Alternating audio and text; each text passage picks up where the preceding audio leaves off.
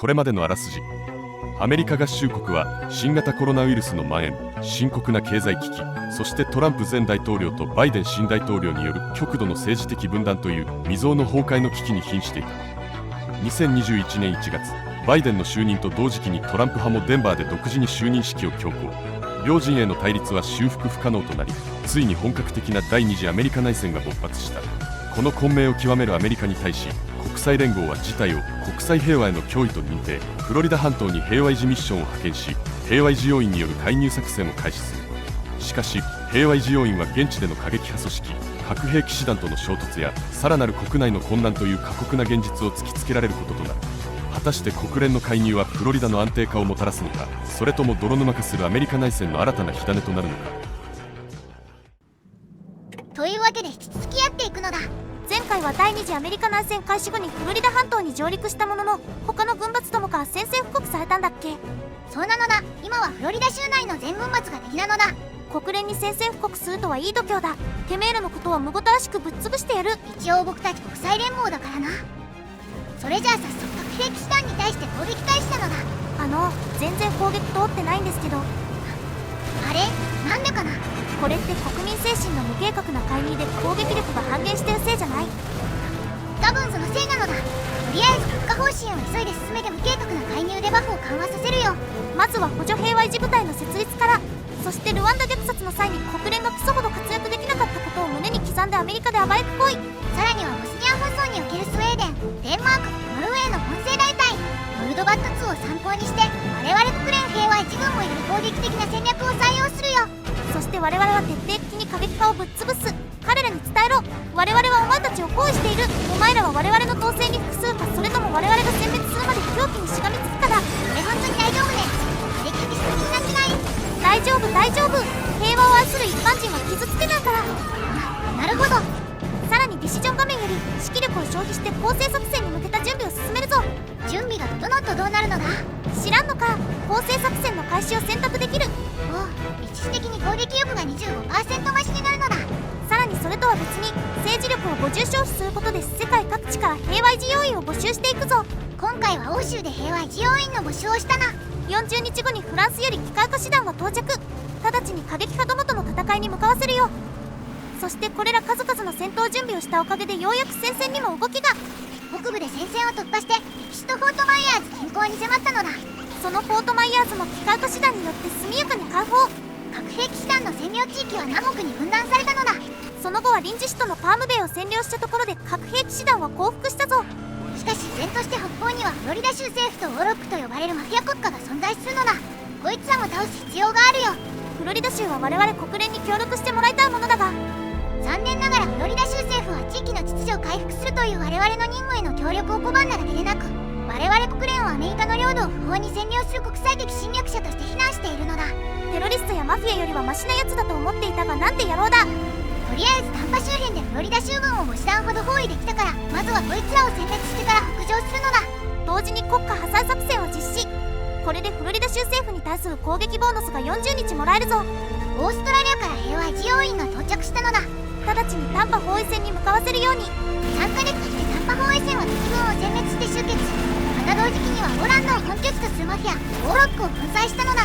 残す敵はフロリダ州政府のみ。それもすでに先の包囲戦で戦力を大幅に減らした今、我々国連平和維持軍の敵ではない。ものすごい勢いでフロリダ州政府の奥地に流れ込んでいるのだ。そして2022年の6月、パナマ市占領とともにフロリダ州政府が降伏したぞ。フロリダ半島には今やアメリカ最後の希望として国際連合の旗がひらめいているのだ。しかし依然として他の地域では戦闘が続いている。このフロリダにおける国連の勝利は直ちに世界に伝わり、残りのアメリカ合衆国の領域も確保する計画が立ち上がったよ。世界よ、我々により多くの人員と装備を。汚染。フロリダにおける平和維持活動が徐々に終結へ向かう中、国連安定化ミッションフロリダは第2段階復興へと移行した。記念式典において国連難民高等弁務官は平和維持部隊が人権をおおむね戦前水準まで回復させたことを称賛した一方、フロリダ州外の状況には即時の対応が必要だと認め、継続中の内戦を重大な人道危機と呼び、専門家たちは復興の取り組みを都市部から周辺へと広げ、中心街だけでなくアメリカの郊外にも繁栄を取り戻す計画を発表した。最後に演壇へ立ったのはアントニオ・グテーレス事務総長だった。演説に先立ちグテーレスは大義のために命を落とした者たちへ黙祷を捧げるよう求めた。その直後、正体不明の人物が客席から立ち上がり、武器を取り出して演説者と聴衆への攻撃を開始した。不意をつかれた治安部隊の対応は数秒遅れ、その間に襲撃者は数発の爆発物を投げ込んだ後、その場で射殺された。アントニオ・グテーレスは死亡し、記者、民間人、警備員を含む12名も彼と共に命を落とした。襲撃者の所持品から核兵器師団のマニフェスト、シージの写しが発見され、地元テロリストとの関係が明らかになった。どういうわけか、犯人は我々の警備をすり抜けた。人員不足を突かれたのか、あるいは我々の内部に協力者がいたのかもしれない。アントニオ・グテーレスの死は悲劇であるだけでなく、世界中の数千、いや数百万の前で我々の任務に歴史的な傷を与えた。それでも我々はこの希望を簡単に手放すにはあまりにも遠くまで来た。これは国連内の多くの者、特にアミナ・J・モハメド副事務総長が抱いた思いだった。この惨劇のわずか1日後、アミナは正式な投票が行われるまで暫定事務総長に就任すると発表し、この任務はここで止まらないと宣言した。非公開の場所でアミナは国際連合と平和維持部隊への希望と信頼を取り戻すための演説を行った。失敗によって全人類のために戦う我々の歩みを止めてはならない。新事務総長はアントニオ・グテーレスが生きて成し遂げられなかったことを完遂する意思を表明した。混沌に平和を、絶望に希望をもたらすために。なんとフロリダ平定の祝賀会の会場においてテロリストの教団にグレイテス事務総長が倒れちゃったのだ。後任にはナイジェリアの政治家アミナ・モハメッドが臨時で事務総長になったぞ。今後はこのアミナさんのアメリカ全土に安寧と秩序をもたらすのだ。さらに事務総長が変わったことで国家方針も拡大。左から軍事、政治、工業系ツリーって感じ。まずはどれから進めていくのだ。まずは工業系ツリーの一番最初、瓦礫の撤去から始めていくよ。内戦によって瓦礫と化した都市の復興が始まっているのだ。民間に復興事業を行わせて経済も徐々に動き始めているな。経済も安定化の兆しが見えているのならば政治面でも前進するぞ。今まではフロリダ州マイアミに本部があったけど、これからは旧フロリダ州の州都タラハシー、そのタラハシーにある旧フロリダ州議会議事堂に本部を移すのだ。円滑にフロリダ州議会議事堂に本部が移り、タラハシー暫定政権は発足。クリックボードやノートパソコン、コーヒーだしについた書類を抱え、一つ一つの業務を通じて国家を機能させているよ。拍子抜けするほど平凡。しかしその平凡さこそが我らが国連であり、武装した権力者がビルや都市を占拠して強権を振るう他の軍閥とは違うということを証明している。そして今度は国連憲章第7条を発動するぞ。現在第二次アメリカ内戦は我々が行える仲介の限界を超え、過激派のゲリラや民兵は民間人を虐殺し、地区全体を焼き払い難民地区を爆撃している。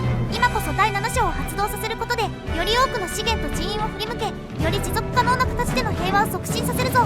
2022年10月、アメリカ国内の各派閥による非戦闘員への攻撃が続いたことから、国連安全保障理事会は国連憲章第7章を正式に発動。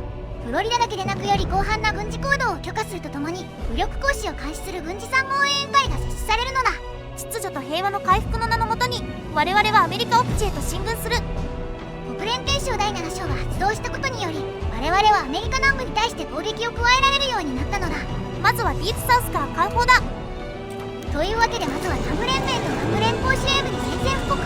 それと同時にアメリカ奥地に進軍する影響で補給がかなり厳しくなっているよ。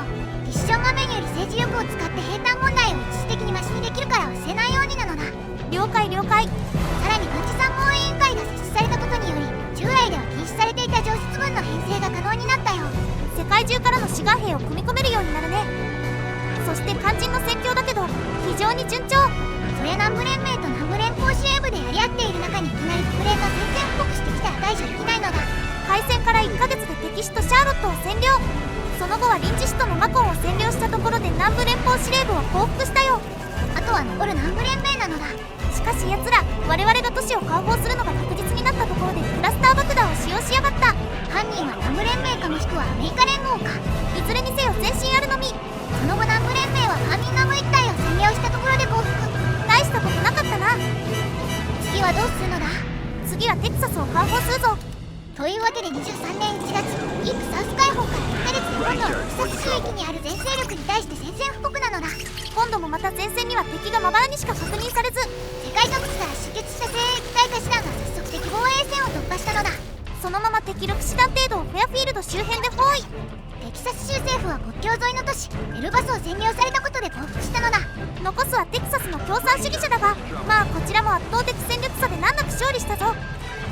そして国連の派遣軍が南部諸州を解放したとのニュースはすぐさま世界を駆け巡り、平和一任務のためのさらなる作戦を開始するらしいのだ。その一方で一部地域ではアメリカにおける国連派遣軍に対して懐疑的な住民もいるとのこと。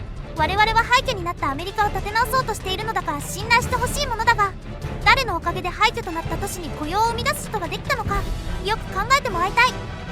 それじゃあお次は、我々国連がアメリカ南西の仲介を行ったにもかかわらず交渉を断ち切ったアメリカ連合に宣戦布告するぞ。今までの相手とは一段階くらい上の強さをしているのだ。しかし奴らもまたトランプおよび愛国者戦線と泥沼の戦いをしているところだから、今回も火事場泥棒的に一気に攻め切っちゃうよ。開戦からわずか2週間でワシントン DC に到達。ペンタゴンや国会議事堂なんかをどんどん解放していくぞ。しかしここでボストンを拠点とする愛国者戦線が我々に宣戦布告してきたのだ。なんでこんなクソ忙しい時に、とりあえずワシントン DC 周辺は放棄して後方の山岳地帯で耐えてくれ。一方のアメリカ連合は開戦から5ヶ月後の9月に報復。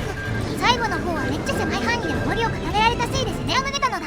多少イレギュラーはあったものの、アメリカ南西における国連派遣軍の活動は順調。あとは愛国者戦線をぶっ潰して東海岸を平定した後にトランプを叩く。軍名軍室ともに国連側に意がある分、正面から戦ったら余裕で攻めれているのだ。早速戦線を突破したぞ。このまま五大湖まで突っ走って敵の大砲衛網の完成を目指すのだ。もちろんそのつもり。ちょっとやばいのだ。トランプ率いるアメリカ立憲政府が宣戦布告してきたのだ。ちょっと待ってよ、今立憲政府に回せる手段なんてろくにいないんだけど。急いで訓練中の手段を配備するのだ。とりあえずアパラチア山脈に沿って防衛線を構築。山脈内は通行不能な箇所があるから少ない手段で守れるのだ。その代わりテキサスやルイジアナ、ミシシッピなんかは放棄するけど、立憲政府は約150師団を保有しているから、それに対抗するには戦線を縮小して守りを固める以外に方法がないのだ。その一方で愛国者戦線の方は順調。敵地とボストンも解放したのだ。その後立憲政府との防衛線を遂行するさなか愛国者戦線が報復。あとはトランプ率いる立憲政府だけだな。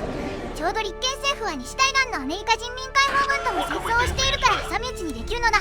しかし一方の政治面では平和活動担当事務次長のジャンピエール・ラクロワが指揮部の一部において平和一活動の域を超えて野心的かつ攻撃的な姿勢を示していると警告しているのだ。急速に勢力を拡大した平和維持軍内では規律の緩みが表面化してきたか。国連の理念から外れた行為が今後も増長するようならば、それはもはや他の軍閥と何ら変わらないな。分かってる。不正を働く者に対しては容赦なくその地位を剥奪させる。たとえ何年国連に貢献してきた人だとしてもだ。戦争の方はどうなのだ。愛国者戦線との戦いから休む間もなく今度は立憲政府との戦いに向かっているよ。早速コロンバス周辺で5師団程度を包囲。さらにテネシー、ケンタッキー州の立憲政府軍が突出しているところに攻撃を敢行。そして敵軍約35師団の大包囲に成功したよ。流れ変わったな。その後は殲滅をしつつ主力は精神。24年の3月には立憲政府首都のデンバー近郊まで進軍できたのだ。3月18日にはついにデンバーを解放。その後はテキサス州を奪還していたところで立憲政府が降伏したよ。アメリカ連合との戦争に始まり約3年かかってようやく戦争が終結したのだ。あとは西海岸のアメリカ人民解放軍。とは言いつつもここまで来るとあとは消化試合。質、量ともに国連平和維持軍側が有利だからな。開戦から2ヶ月目には敵地とサクラメントを解放。肝心な解放するところが映ってないのだ。その後は臨時首都のロサンゼルスも解放。しかしまだ降伏せず、今度はサンフランシスコに首都が移ったのだ。もうここは辺通行禁止だったりで戦線がぐっちゃぐちゃなんだけど。そして気を抜いたら速攻でロサンゼルスを奪還されて逆戻りという畜生め。ちょっと下りながらも25年10月にはアメリカ人民解放軍が降伏したのだ。ようやく旧アメリカ合衆国全域を再統合できたぜ。こうして第二次アメリカ内戦が終わったのだ。これからはどうなるのだ。内戦が終わったことにより最後の国家方針が選べるようになったよ。一つは国連安全保障理事会に引導を渡して戦後アメリカの統治を行うか、もう一つは国連平和維持活動局が主導権を握りアメリカを統治するかを選べるよ。国連安全保障理事会はわかるけど国連平和維持活動局って何なのだ。国連安全保障理事会は PKO を実施するか決定する機関。国連平和維持活動局は PKO を実際に運用する機関だな。まあ安保理が議会で平和維持活動局が行政みたいなもんだ。なるほどなのだ。今回はどっちを選択するんだ。今回は平和維持活動局による戦後統治置を選ぶよ。第二次アメリカ内戦冒頭、国連安全保障理事会は国連軍の派遣を否決した。拒否権により機能不全になっている安保理よりもブルーヘルメットを直接指揮する平和維持活動局こそが戦後アメリカ、ひいては世界平和の実現にふさわしい機関だ。わしは舞い上がる。武器が置かれ、人々が共通の未来を夢見て手を取り合った時、多くの者は平和と繁栄の時代を思い描いた。国際連合はその希望の象徴として創設された。平和の風が吹くと、わしは自らの役目は終わったと考え、その後を鳩が担うこととなった。だがその理想は決して我々の手の届く場所にはなかった。互いへの暴力、互いへの差別、互いへの憎悪が戦争なき世界という幻想を引き裂いた。新時代の守護者となるはずだった鳩は、肥大化した官僚機構と大国の意向に縛られた無力で無能な伝令に過ぎないことを証明した。そして変革の風が再びわしを呼び戻した。我々は愚かにも、人類は平和的に問題を解決できる。人類は二度と暴力に訴えない。人類は一致団結して歩めると信じていた。今こそその誤りを正さねばならない。そして人類最大の敵、太古の昔から我々のうちに救い続ける人間の本性と戦わねばならない。旧体制との闘争に完全勝利した今、総会は安全保障理事会とともに我々の意のままに動く追認機関へと姿を変えた。残る問いはただ一つ、人類を本来あるべき繁栄へと導くのは誰なのか。というわけで、わしは舞い上がるのイベントにより今後の国連を率いる事務総長を選べるぞ。選択肢は4つあるのだ。上から新保守主義のシンディ・マケイン、法の支配を重視するアレクサンドル・ズエフ、治安と中央集権化を重視するダニエル・プリンス、規律と忠誠を重視するシェリル・ピアースがいるよ。この中から誰を選ぶのだ。かなり悩んだけど、今回はアレクサンドル・ズエフにするよ。秩序こそが人類に自由を取り戻すのだ。そしてディシジョン画面よりアメリカ再統一の項目を選択するぞ。監督下の共和国、ニューヨーク陥落、そして組織的抵抗勢力の完全な崩壊をもって第二次アメリカ内戦は歴史的ともいえる和解の末に終結した。国際連合はその権威の下でアメリカ合衆国を再統一し、アレクサンドル・ズエフ率いる新政権は国家の再建ではなく監督下に置かれた新たな政治秩序の誕生を宣言した。復旧された連邦本部、そして新たな政府所在地から行われた正式な演説でアレクサンドル・ズエフは、アメリカの崩壊があまりにも多くの国家が未だに守ろうとしない真実を示したと宣言した。すなわち政府が責任ある統治を行えないことが明らかになった時、主権は無条件に認められる権利のままであってはならないということだ。この理念のもと、新政権は移行期信託統治共和国と呼ばれる新体制の構築を進めている。行政、司法、治安機関、地方自治は引き続き維持されるものの、その全ては国際連合による監督機構の管理下に置かれ、旧共和国を崩壊へ導いた混乱の再来を防ぐことが目的とされている。世界の反応は緊張に満ち、深く分裂している。国連の勝利の中に間もなく他の不安定地域にも輸出されるかもしれないモデル、すなわち国連の制度によって強制される責任ある主権の新たな原則を見る者もいる。他方で聞こえるのは、国家は自らを統治するか、さもなければ統治しないかという古い原則が静かに葬られる音だけだ。今夜イースト川の明かりの下で国際連合本部は単なる外交施設以上のものとなった。それは国家の運命を裁定し、いかなる国が自らを統治する資格を有するのかを決定する新たな世界の中心となったのである。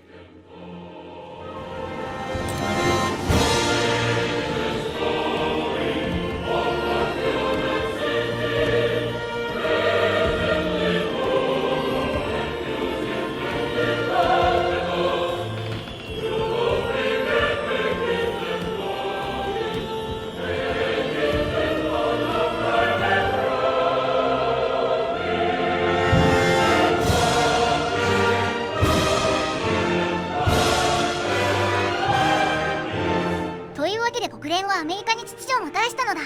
北米における軍事作戦は成功したが、これからはこの平和体制を恒久的なものにするミッションが続く。